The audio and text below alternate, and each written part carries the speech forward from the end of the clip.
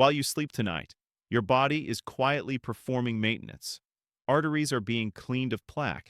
The brain repairs minor damage from stress and prolonged sitting, and the pancreas monitors blood sugar like an air traffic controller, ready to react when levels rise. Many people misunderstand health. They believe change only comes through pain and deprivation. When they are hungry, tired, or exhausted, they think they are weak. But many of those signals are actually the biological factory, restarting not damage, but activation. Walking is one of the most underrated biological mechanisms, not because it burns a lot of calories, but because it regulates control systems. It activates brain tissue growth, regulates eye pressure, allows glucose into muscles without insulin control, and nourishes spinal discs that don't have a direct blood supply. It's like a mechanical key unlocking a series of biological locks at once. However, effectiveness only appears when applied correctly. Random movements only create superficial feedback, not deep conversions. So, when you walk every day, how do each system in your body actually change, and what formula helps optimize that biological efficiency? Restarting the brain. Hippocampus, blood flow, optical flow. Deep within the skull, the hippocampus acts as a biological librarian, cataloging memories, building internal maps, and connecting present experiences with the past. When you sit still for too long, this structure not only becomes less active, but also gradually loses its essential resources. Blood flow decreases, metabolic waste accumulates, and the brain silently shifts its maintenance budget from long-term repair to short-term survival priorities. This is the basis of brain fog, when you feel your thinking abilities are operating with depleted energy. From the very first day you start walking regularly, changes begin. Each step increases your heart rate in a moderate and controlled manner. More oxygen-rich blood reaches the brain, glucose is regulated more stably, and metabolic detoxification becomes more efficient. At the same time, nerve cells receive a clear message that the body is moving, so the brain needs to work at a higher level. This activates neurotrophic signals, supporting the growth and maintenance of synapses and pathways related to learning and memory. The brain is not only stimulated, but also biologically reminded to preserve and develop its own capabilities. Few people mention another crucial element. The eyes become a direct communication channel with the brain's threat detection system. As you walk forward, the scenery moves smoothly across the retina in a continuous horizontal flow. This pattern, known as optical flow, sends calming signals to the amygdala, the center for processing fear. The message is simple. You're not trapped, you're moving in open space, and movement means choice. That signal gradually reduces the chronic low-level activation of the fight-or-flight response, helping to alleviate underlying anxiety without deliberate mental effort. So, a simple walk can feel like someone just lowered the volume of stress in your head. This leads to another question. If walking can soothe the brain's fear center through visual information, how does it affect the fluid pressure system inside the eye, where vision can be lost silently and painlessly, restoring eye pressure, protecting vision? The eye is not a passive optical instrument, but rather a sealed, fluid-filled cavity that needs to be maintained at a precise pressure. When pressure increases for an extended period, it creates compressive forces around the optic nerve, causing glaucoma. The danger lies in the fact that this process occurs silently and does not cause discomfort until the damage is permanent. Few people know that walking acts as a gentle pressure regulator for the fluid system in the eye. As blood circulation improves after each walk, blood flow becomes more stable, and the dynamics of intraocular fluid gradually balance. Unlike some high-intensity exercises that can cause a sudden increase in pressure in sensitive individuals, the steady rhythm of walking helps lower intraocular pressure gradually through repetition and consistency. Walking can be envisioned as a secondary hydraulic pump that supports the eye's natural fluid drainage and replenishment cycle without overloading it. Therefore, the quality and stability of movement are crucial. Eye tissue responds well to gentle, regularly repeated signals over time, rather than random impulses interspersed with hours of stillness. This raises the next question. If walking helps reduce fluid pressure in the eyes, how does it simultaneously affect the pressure in the arteries, the mechanical force that determines how long the heart can function effectively? Cardiovascular protection, arteries, blood pressure, Cortisol balance. Many people believe that the heart only becomes stronger when pushed to its maximum limit. This notion has caused a great deal of unnecessary harm. The cardiovascular system responds not only to intensity, but also to signals. Walking provides an effective cardiovascular signal, improving circulation and vascular health without triggering the urgent stress response of high-intensity exercise, especially in people who are already stressed. Imagine arteries as flexible biological tunnels lined with pressure-sensitive living tissue. When you walk and blood flows faster in a controlled and continuous manner, the increased flow creates shear forces along the vessel walls. This force activates endothelial cells to act as an active repair team instead of a passive surface. The endothelium supports better vasodilation, allowing blood to flow smoothly and stabilizing pressure throughout the circulatory system. The arteries then cease to be rigid tubes and return to their original role as elastic, flexible channels. Walking also reduces the impact of chronic stress. High-intensity exercise can be interpreted by the body as a threat signal, especially when you're sleep-deprived or inflamed, increasing cortisol and adrenaline, and causing the nervous system to become accustomed to a state of crisis. Walking generally avoids this. It creates real cardiovascular activity without triggering the alarm system, allowing the heart to work without panicking. This is important because blood pressure isn't just a number.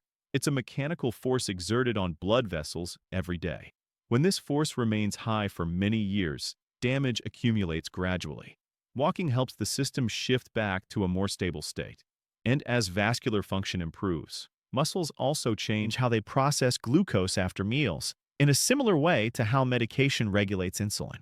What if leg muscles could directly take glucose from the blood without insulin activation, with less than 2 minutes of precisely calculated exercise? Glucose hijacking, glut force shift, and timing manipulation. After a meal, glucose floods the bloodstream like a convoy of delivery trucks arriving at a distribution center simultaneously during rush hour. Under normal circumstances, insulin acts as a traffic controller, signaling cells to open absorption channels. But deep within muscle tissue lies a mechanism that completely bypasses this process. Inside muscle cells are protein structures called GLUT4 transporters, which act like sliding doors for glucose molecules to enter. When a sufficiently strong muscle contraction signal is generated, the GLUT4 transporters move rapidly to the cell surface. This doesn't take hours, but rather just minutes. That's why a short period of deliberate leg exercise immediately after eating can significantly reduce the glucose spikes seen on continuous monitoring devices. Timing strategy requires precision. Within 15 to 30 minutes after a meal, perform 60 to 90 seconds of vigorous lower body exercises. Fast stair climbing, brisk walking uphill, or a few bodyweight squats are all suitable. The biological command sent to your muscles is very direct. Begin absorbing available energy now instead of letting it circulate in the bloodstream. This immediately raises the next logical question. If muscles can remove excess blood sugar through this pathway, what happens to the pancreas when it no longer needs to produce so much insulin just to control that excess sugar? Reduces pancreatic pain, improves insulin sensitivity and fatigue.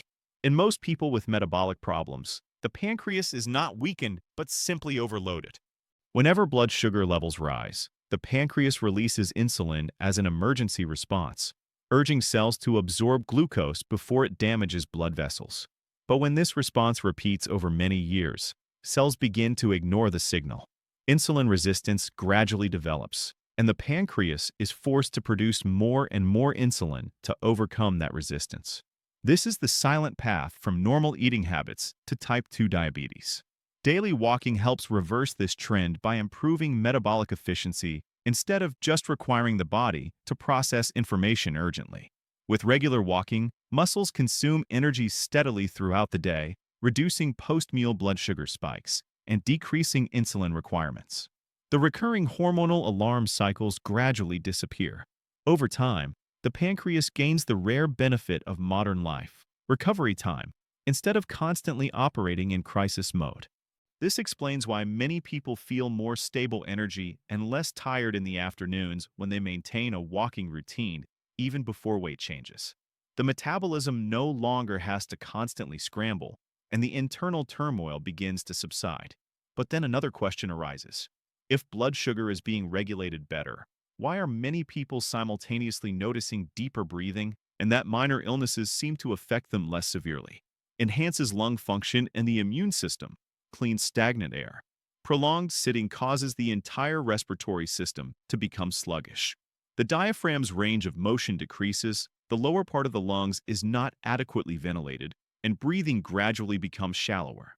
This sluggishness can lead to mild oxygen deficiency, causing prolonged fatigue even if you get enough sleep. Walking readjusts that respiratory mechanics. As you walk faster, the diaphragm moves more forcefully and widely. The rib cage expands more fully, and air reaches the lower lung regions that are underutilized in sedentary individuals. Deeper ventilation helps remove accumulated waste gases and improves oxygen exchange, allowing blood to reach tissues with a cleaner, more oxygen-rich fuel source with each cycle. This improvement is directly related to the immune system. With better oxygen supply and reduced chronic stress responses, the body has more resources for immune monitoring and cell repair instead of just dealing with emergencies. Therefore, many people are less likely to be knocked out by minor infections when they maintain daily physical activity. Walking also supports the lymphatic system. Unlike blood, which is actively pumped by the heart, lymphatic fluid moves through muscle contraction. Each step becomes a gentle but effective pumping force for this waste-removing network. If walking improves breathing and speeds up waste elimination, what happens when that effect reaches where many systemic inflammatory responses begin? The gut, digestive system function, intestinal peristalsis, waste elimination, survival advantage. The digestive system isn't a passive tube through which food falls, but rather a muscular system that operates through wave-like contractions called peristalsis. These contractions propel food, mix digestive fluids, and eliminate waste in a regular rhythm. When you sit too much, the muscle activity that propels this process slows down, leading to bloating, slow digestion, reflux, constipation, and a persistent feeling of heaviness that dietary supplements struggle to completely resolve. Walking reactivates the digestive system through a simple physical mechanism. Each step creates a rhythmic movement throughout the body, improving blood flow to the digestive organs. Simultaneously, the nervous system shifts from a state of stress that inhibits digestion to a parasympathetic state that promotes digestion. This change stimulates bowel motility, allowing food to continue moving before fermentation and inflammation occur. Therefore, a light walk after a meal often reduces discomfort almost immediately. You're not burning the meal you just ate, but rather regulating the flow inside so that your digestive system processes it efficiently instead of sluggishly. This raises a noteworthy question. If walking can improve digestion so quickly, could it also transform your physique without strenuous exercises, without mandatory rest days, and without going to the gym? Discrete physical cues, gait, posture, and muscle signals that ensure joint safety. Walking changes the appearance of the body not through destructive intensity, but through the cumulative power of daily repetition. High-intensity training operates on the principle of controlled injury. Tiny tears develop in muscle fibers, followed by inflammation, and the process of repair and regeneration creates adaptation. This method is effective but comes at a significant biological cost. Joints absorb impact forces, tendons bear repetitive loads, and for most adults, the accumulated need for recovery becomes the primary reason they eventually stop training altogether. Walking works through a completely different mechanism. It activates muscles daily with virtually no loss in structural recovery. Each step engages the calf muscles, hamstrings, glutes, and deep core and pelvic stabilizing muscles, especially when performed with clear intent. The posture is upright, the chest resting on the hips, the pelvis stable, and the arms swing in a natural counter-rotating motion. Over time, these deep stabilizing muscles gradually strengthen, posture improves noticeably, and the body begins to look leaner and more upright even before fat loss becomes visually apparent. An improved posture makes the same body appear lighter and healthier from every angle. To amplify these adaptive signals, add short bursts of intensity changes to your walking sessions. Short inclines, 30-second bursts of acceleration, or stair climbing will signal to the muscle fibers that they need to adapt at a higher level, without the impact forces and recovery requirements of traditional strength training. But how are those repeated signals affecting the living biological tissues underneath, specifically your bones? The skeleton, the spine, the mood, signals from the bones, intervertebral disc nutrition, brain chemistry, and revelations about the fit formula. At this point, the model is clear. Walking doesn't just affect one system. It mobilizes the entire body into a coordinated adaptive response. The most surprising thing is the skeleton. Bone is living tissue that is constantly asking whether it is still being used. With reduced physical activity, bone density gradually decreases. Each step creates a small mechanical impact, which bone cells register and translate into signals to strengthen the structure. Each step is very small, but the daily repetition creates a significant change. In the spine, intervertebral discs are like biological sponges, receiving nourishment through cycles of compression and relaxation. Prolonged sitting disrupts this cycle, leading to stiffness and persistent back pain. Walking restores the natural oscillations along the spine, helping the discs to be better hydrated and nourished, while also activating postural muscles. The brain also changes. With regular walking, cortisol decreases, endorphins increase, and neurotrophic signals are restored, supporting memory and regulating mood.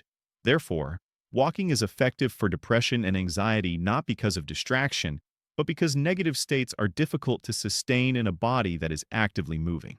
However, the benefits don't just appear because you walk.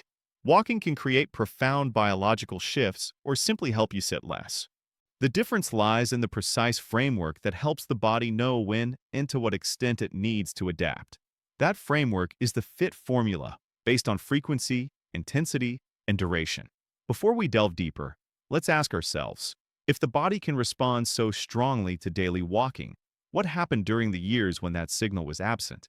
Walking is no longer a simple movement, but a biological command. Change doesn't come from one maximum effort, but from repetition frequent enough for the body to adapt. Fit is that guide. F stands for frequency. Cells respond to reliable repetition, not bursts of activity. Start with 3 to 5 days a week if you're sedentary. Then work towards every day, even if it's just 10 minutes. 10 minutes a day is far more effective than one long session a week, because metabolism needs a steady rhythm. I stands for intensity. Use the communication threshold as a benchmark. You can speak a whole sentence, but can't sing comfortably.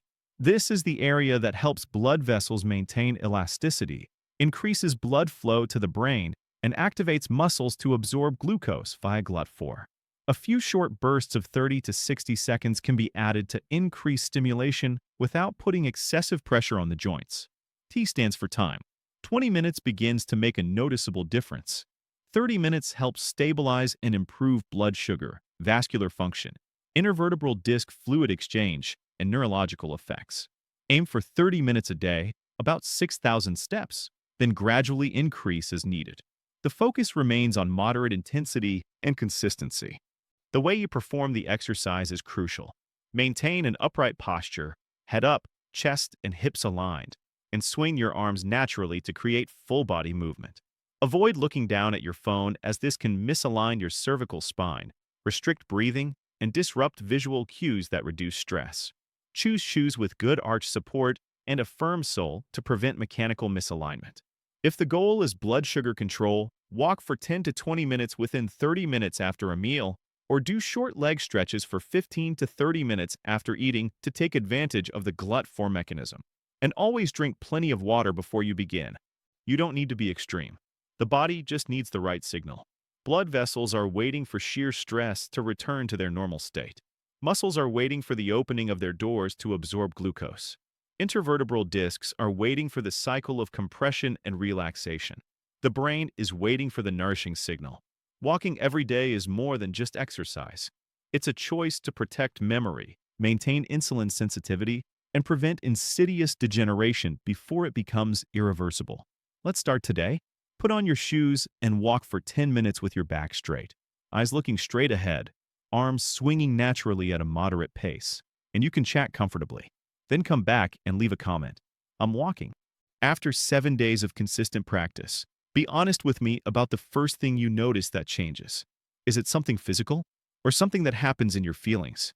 Sign up and let's rebuild your body together into a perfectly functioning biological system as it was originally designed.